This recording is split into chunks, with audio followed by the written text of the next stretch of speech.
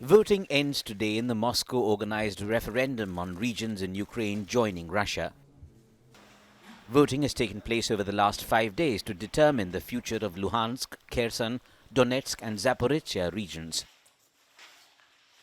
Ukrainian passport holders who had fled to Russia since the start of the special military operation were able to vote at special polling stations in these territories.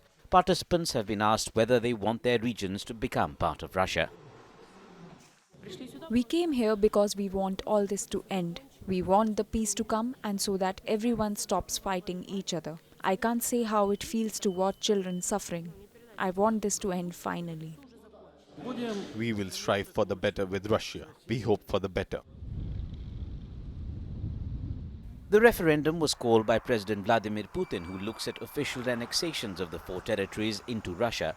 Putin seeks to carve out a mini-Russia upwards of Crimea. Voting in the referendum has been marred by reports of little transparency and no independent oversight. Multiple voices have called out people being forced to vote under armed escort. What kind of referendum is it? Is it lawful?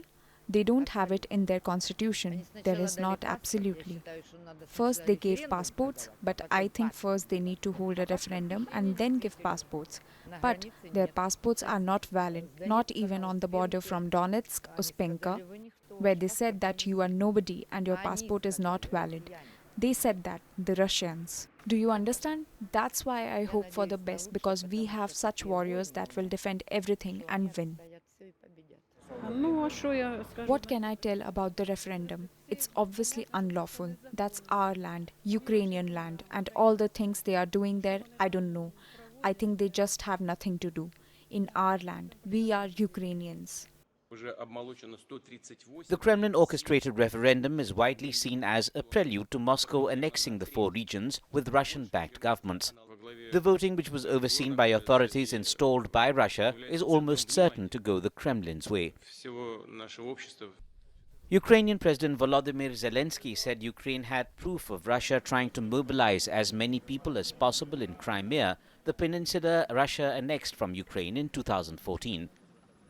He also said that about 9,000 square kilometers of territory had been retaken in the east of Ukraine since September.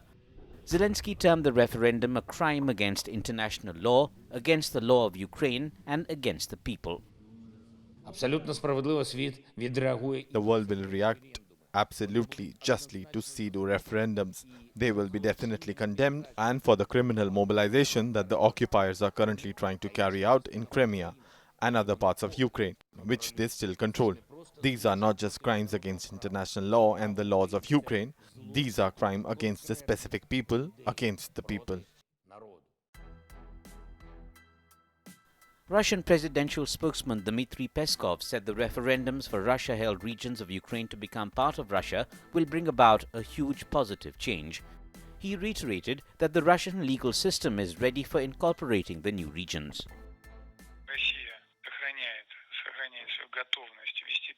Naturally, the situation will radically change from a legal viewpoint, from the point of view of international law, with all the corresponding consequences for the protection of those and ensuring their security. Earlier, Russian President Vladimir Putin had said the referendums being held in Russia-held territories are in the spotlight due to dramatic events in Ukraine.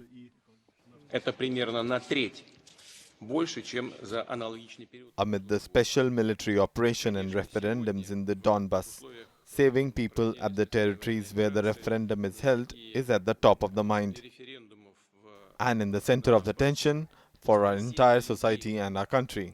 This is natural because it is connected with dramatic events. Russian election officials say early results show Ukraine regions strongly favor annexation. President Vladimir Putin is slated to make an official announcement of annexation of the 4 territories into Russia on Friday in Parliament.